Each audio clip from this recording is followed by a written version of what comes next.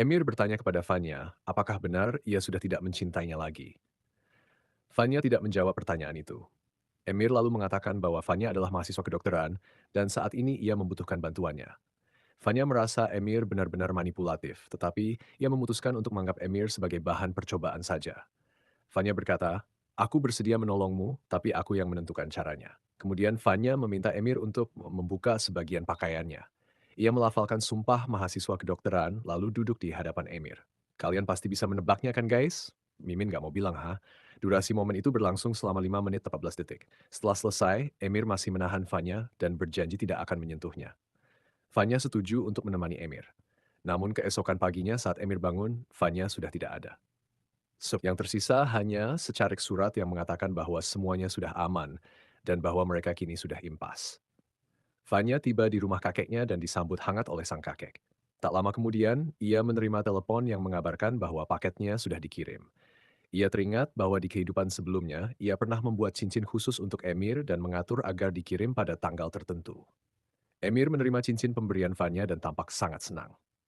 Ia meminta pelayannya untuk menelepon Fanya guna memberitahukan bahwa keluarga Royan sudah menerima paket darinya dan bahwa mereka akan segera mengirimkan balasan. Namun, Fanya meminta agar paket tersebut dikembalikan saja. Pelayan mengatakan hal itu tidak bisa dan mustahil dilakukan. Fanya pun mengira bahwa cincin itu akan dibuang oleh pelayan, karena di kehidupan sebelumnya Emir memang tidak pernah memakai cincin itu. Akhirnya, Fanya mengirimkan alamat kampusnya untuk menerima balasan. Di kampus, Ria menyerahkan paket kepada Fanya. Saat membukanya, Fanya terkejut karena isinya adalah cincin berlian. Ria menggoda bahwa itu pasti dari Emir. Fanya menjawab bahwa cincin itu dari keluarga Royan. Namun, Ria menemukan nama Fanya terukir di cincin tersebut. Saat teman-teman mencoba cincin itu, tak satu pun yang muat kecuali di jari Fanya. Fanya teringat bahwa dulu cincin dari Emir terlalu besar, dan ia menganggap semua ini hanya kebetulan karena Emir tidak tahu ukuran jarinya. Seorang teman bertanya pada Ria tentang pria tampan dari Goro yang memposting foto ikat rambut kekasihnya. Ternyata pria itu adalah Emir. Teman Fanya menyebut bahwa ikat rambut itu sama persis seperti milik Fanya. Di kamarnya, Fanya mulai bertanya-tanya apakah benar Emir menyukainya. Namun, kemudian di grup mereka membahas Eka yang sedang syuting menggunakan ikat rambut seperti milik Fanya. Fanya pun merasa bahwa Eka dan Emir memang pasangan yang cocok. Saat berjalan, Joe menghampiri Fanya dan mengatakan bahwa ia juga kuliah di Suran. Tak lama, Emir pun datang. Keduanya mulai memperebutkan Fanya. Fanya kesal dan meminta mereka untuk melepaskannya. Emir mengatakan ingin bicara berdua dengan Fanya. Namun, Fanya berkata untuk langsung mengatakannya saja karena Joe bukan orang luar. Emir kemudian menyebut 5 menit 14 detik. Fanya langsung menutup mulut Emir. Setelah itu, Fanya meminta agar Emir tidak masuk karena aturan Fakultas Kedokteran sangat ketat. Di kelas, dosen mengumumkan bahwa mereka kedatangan sponsor dengan dukungan finansial yang sangat kuat. Berkat sponsor tersebut, fakultas mereka diharapkan akan berkembang lebih maju. Dosen kemudian mempersilahkan Emir untuk memberikan sambutan. Dalam sambutannya, Emir mengatakan bahwa alasan ia memilih Suran adalah karena seseorang pernah menyelamatkannya, dan kini ia ingin membalas budi.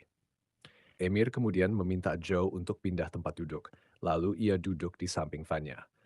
Saat sesi pembelajaran mengenai kerangka tubuh dimulai, dosen meminta mahasiswa untuk menyentuh tulang temannya dan mencoba merasakan bagian tubuh apa itu. Emir terlihat sangat antusias dan terus-menerus menggoda Fanya.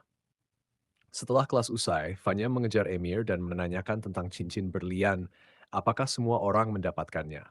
Emir menjawab dengan bertanya balik, mungkinkah keluarganya mengukir nama semua orang dan mengetahui ukuran jari mereka? Ia meminta Fanya untuk berpikir. Emir juga menyampaikan bahwa akun WA-nya diblokir. Fanya menanggapi bahwa itulah alasan Emir datang ke Suran.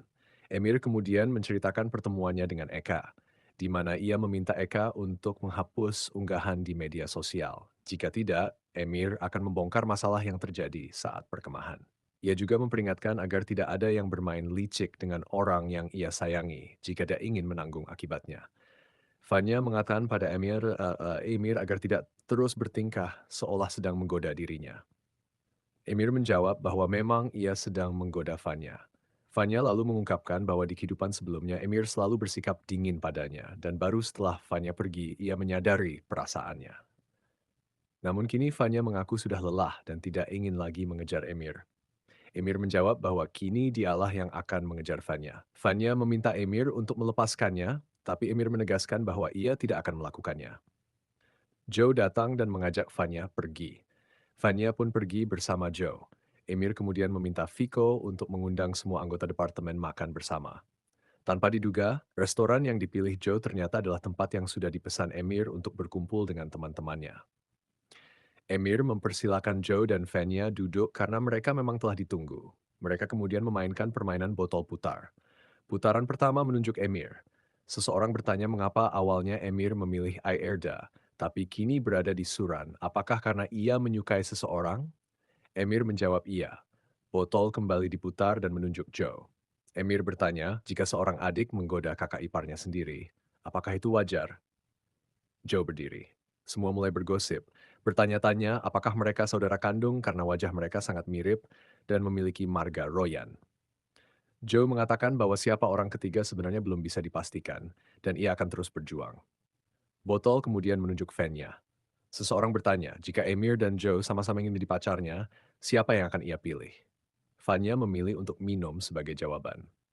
Emir dan Joe berebut minuman, dan Vanya mengatakan akan minum bersama mereka berdua. Saat semua sedang menikmati hidangan dan Emir tidak ada di tempat, seseorang mendekati Vanya dengan sikap tak sopan. Emir datang tepat waktu dan langsung memukul orang tersebut. Jika Anda butuh versi ini dalam gaya tertentu, misalnya lebih formal, lebih